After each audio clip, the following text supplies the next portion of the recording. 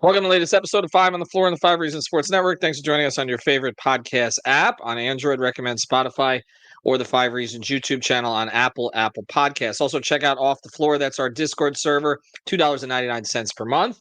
That's where you can suggest topics to us for the entire month of August. If you listen to this podcast, you want to hear your voice heard, we will go through, and we have 31 days to fill. So I'm sure we will get to your topic. Check it out. Link right here in the description. Also, check out the great sponsors of the Five Reasons Sports Network. We've been telling you that Prize Picks not only is legal in the state of Florida again, but they've got a new promotion that's a lot better than their old one. Let's say you want to try Prize Picks, you don't want to put down $50 or $100, something like that. You got $5. You can do that. Put down $5, make one play, set one lineup. They're handing you $50. It's a 10-1. This is not a 1-1. This is a 10-1. They hand you $50 to play, going forward. Check it out at prizepicks.com. The key is you got to use the code 5, F-I-V-E. Again, that your initial deposit of $5 and a play gets you $50 to play going forward. So use the code 5, F-I-V-E.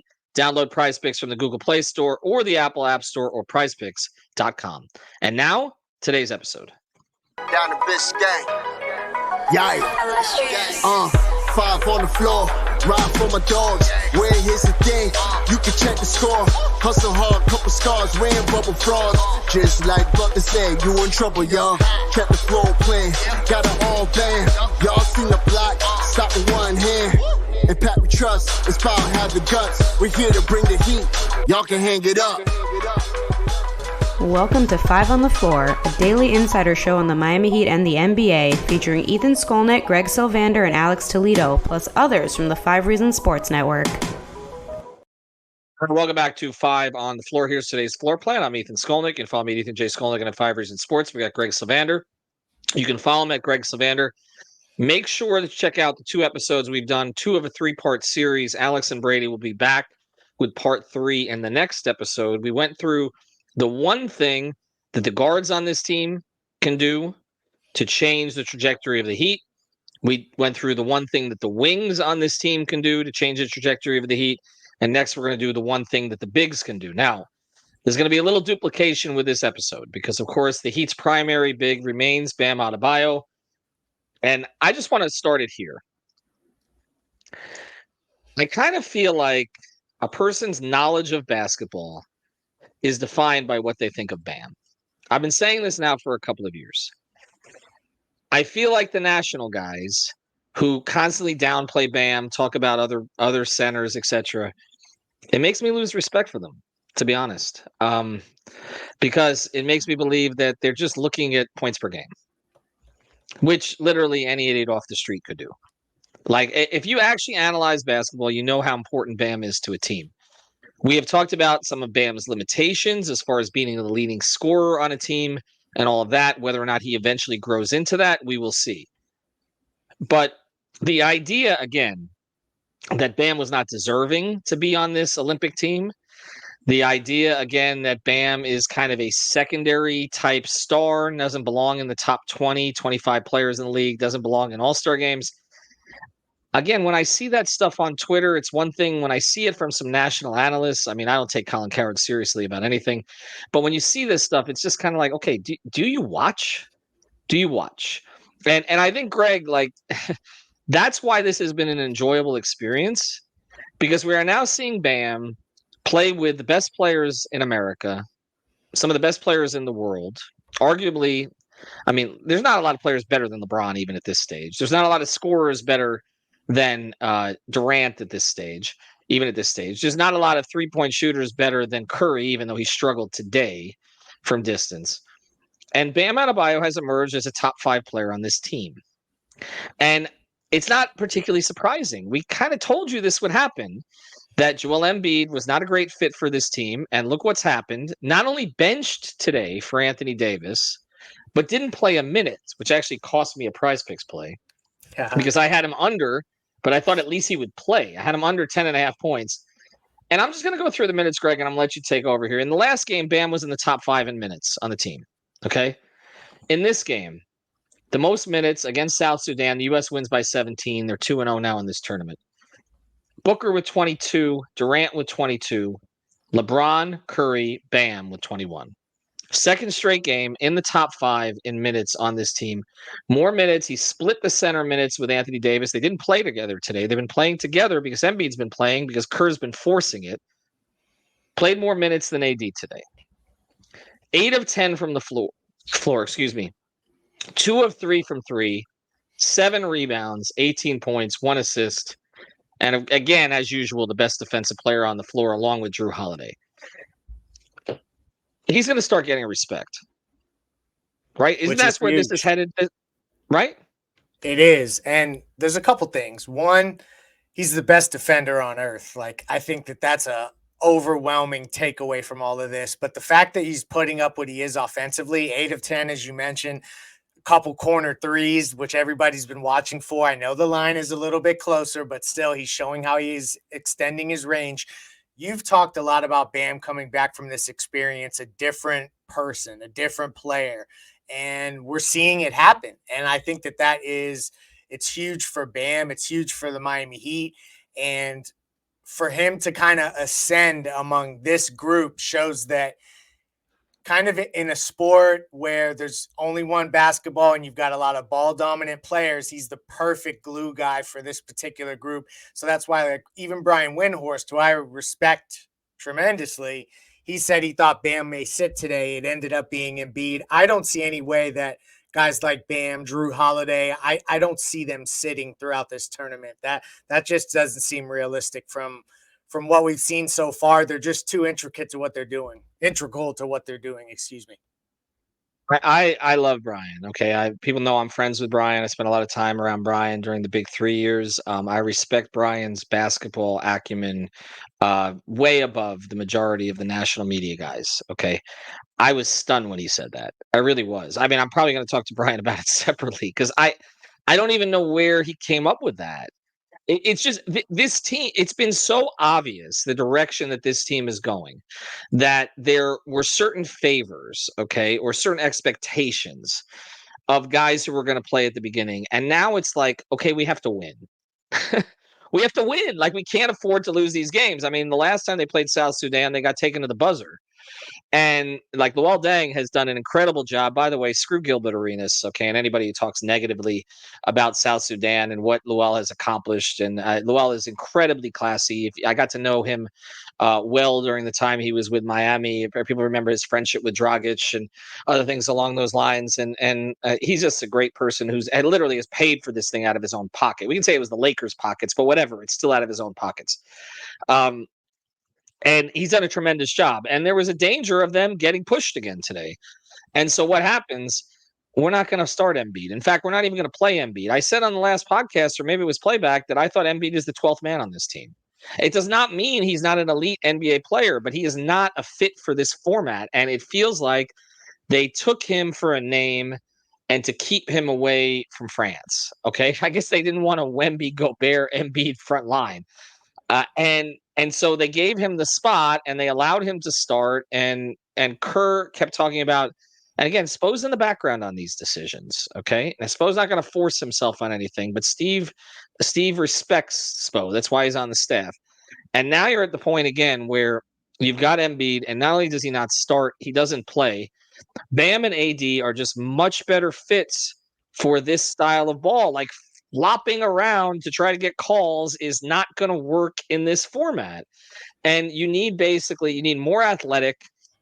You need guys who can play without the ball, who don't need to be featured, okay, which is Bam. And to his credit, okay, and I know he always gets hurt, but played 75 games last year. AD also. AD can figure out ways to affect the game without being a featured player, even though he has high-end ability. We know that. And they're the perfect bigs for Olympic competition. Like, Embiid is completely superfluous. So today they start Tatum, which felt like, here's some ice cream, Jason. Okay.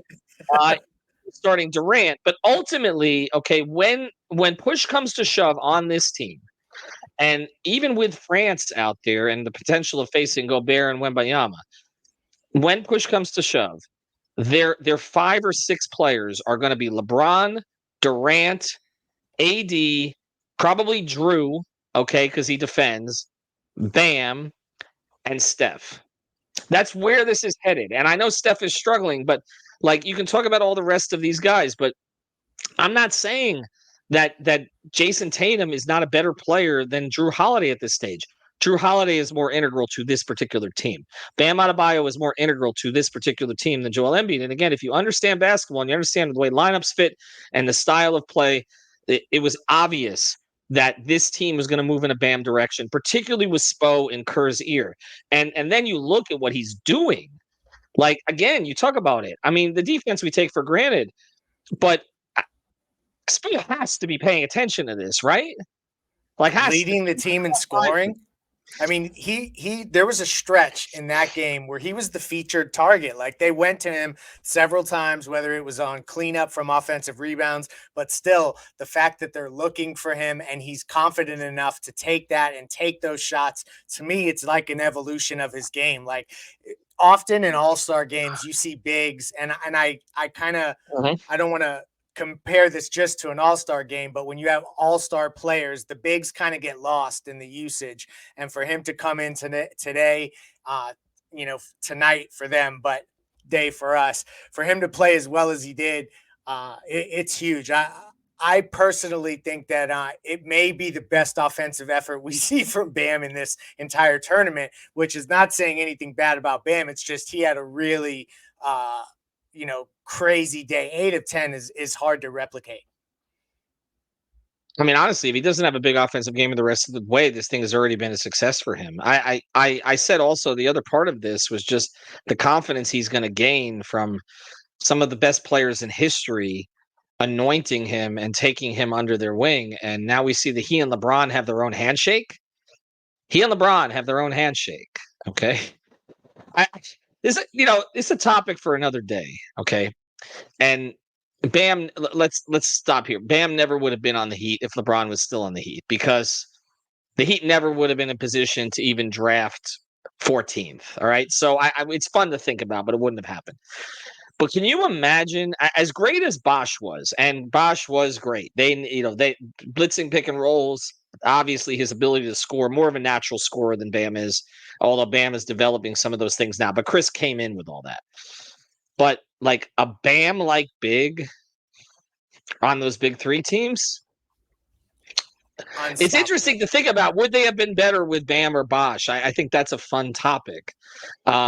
Because Chris relieved them offensively so many times, which I don't know that Bam could have done. And could stretch the floor, which Bam is just coming into that. Where just CB starting to do that. Yeah, exactly. Right.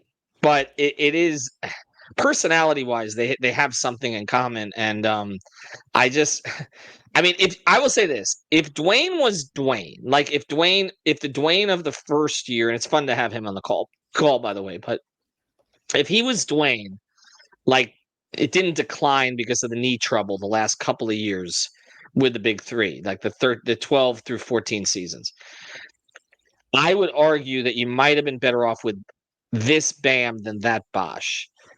If Dwayne could carry offensively along with Bron the way that he did, if you had like 08, 09 Dwayne, even 10, 11 Dwayne, right? Because LeBron and Bam defensively in that time frame would have just been absolutely blown everything up. Crazy to think of. Yeah, I mean, like you're basically just on a fast break every time down the court with the way that they'd be creating havoc, causing turnovers.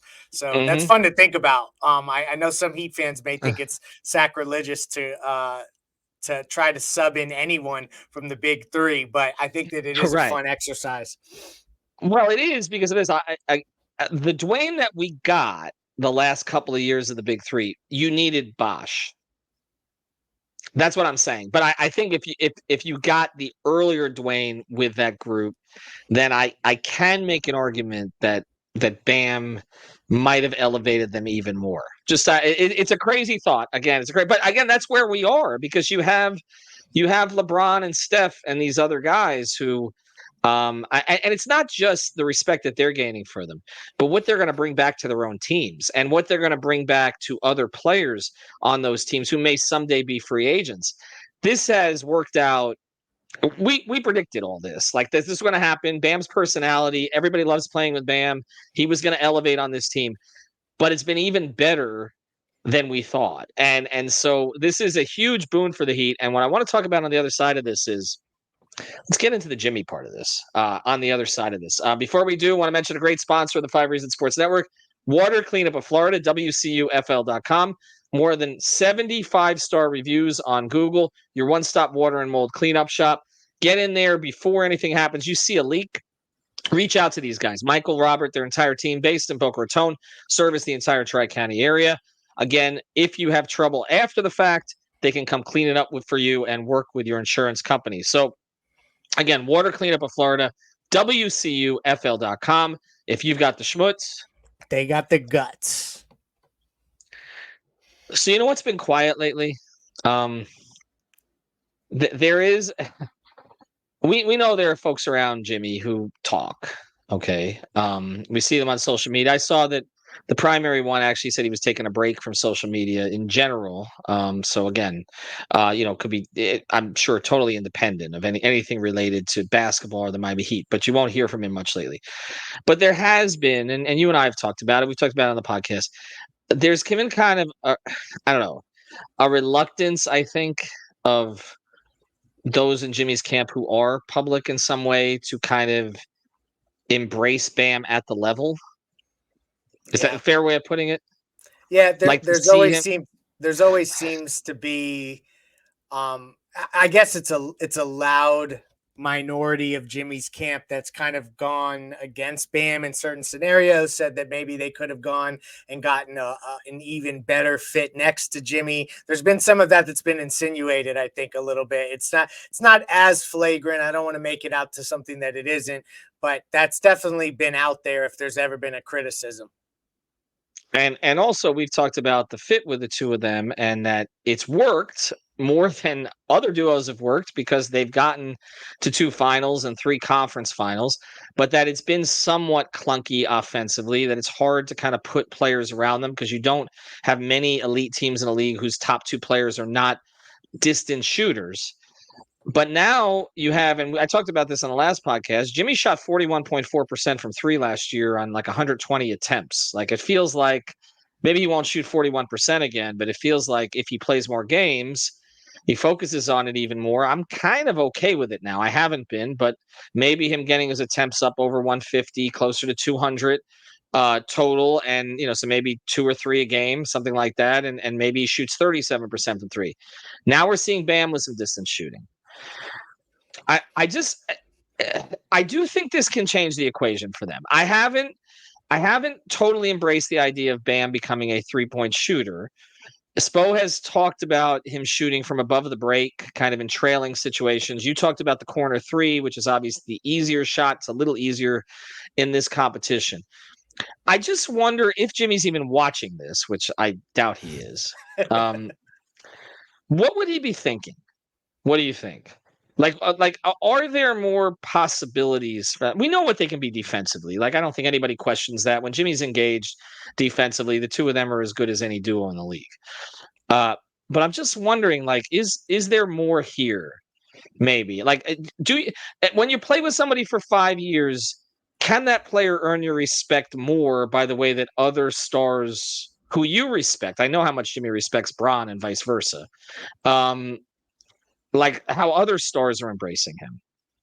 I think if you ask Jimmy, he probably would be in full support of Bam no matter what. But I do think when you see all the great players around the league embracing Bam in this way, if he comes back a little bit more vocal, I think Jimmy may actually appreciate that. He doesn't necessarily want to be the team captain and the rah-rah guy himself. So maybe this is Bam's way of kind of growing into that and be co-signed by Jimmy while doing so, because Jimmy kind of understands what time it is in terms of the places that they are in their career. I also think that this is part of, we've always talked about Jimmy and Bam as a duo being good enough to figure it out. This is also another moment where if after these years together, you see them start to improve and play differently, where even if Bam's maybe not shooting a ton of threes, but just extending out a little bit, creating a little bit more space, if they can shoot league average from 3 on the rest of the squad or a little bit better, it does open up things for an otherwise anemic offense. So, I mean, I do want to give credit to the fact that if they spread out just a bit, it could change the complexion of the offense, at least to some degree. Yeah, I think it's possible. And obviously, Spo is seeing it firsthand. He's seeing how Bam interacts with other players. It's also the front office is probably seeing which type of players. It's hard to find players of this caliber on the market. We know that. But what you don't find a LeBron every day or a Durant. The Heat had one and have tried about a million times to get the other. But I do think we've talked about the possibility of playing with how he's looked with AD. Today, Bam did it at the 5. Now he was playing against a team that had a lot of length, not a ton of height, but a lot of length. There'll be different teams as they go forward. Against France, you're probably going to need to play 2 bigs if they're playing Wemby and Gobert together. So this is going to look a little different as they go forward. Canada is smaller. I mean, KO is pretty much or Powell is their center. It's really about containing their guards. And so, again, the current SPO and their staff will adjust to this. But one of the things I just want to see, I want to see Bam and Jimmy look like a leadership duo next season. I want to see more moments of one arm around the other's shoulder and them figuring things out together. And I don't know. Over the past 5 years, and particularly over the past couple of years, I'm not trying to create controversy here. This isn't based on any information. It's just perception. I don't see that as much as I see. You see Curry and Clay and Draymond kind of get together and that kind of thing. I just want to see that. And this, again, some of this gets back to Jimmy's overall engagement, because I'm not saying Jimmy's not a good leader. He is. Players take cues from him. He leads in a different way. Bam didn't really like being captain last year. I heard that behind the scenes. His answer to me kind of confirmed that when I asked him at the end of the season. But I want to see them take on that burden together a little bit more. And I just wonder, and the team needs it. And I just wonder if Bam earning the respect of others in this will help that process somewhat. That's it. We joke a lot about how Jimmy doesn't pass to Bam a lot and all the rest of this, but there's some of this is on Spo. Okay, if Bam is going to start showing some of this, and Alex has harped on this a lot, if Bam is going to start showing some of this other growth to his game, I think you need to get in the lab and say, all right, how do we this offense needs to be a little more Bam centric. Okay. And maybe that's not just a Jimmy conversation. That's a Tyler conversation. That's a Duncan conversation. That ultimately is a Terry Rozier conversation. We need to start throwing the ball to Bam, and when he throws it back, throw it back in there. Okay.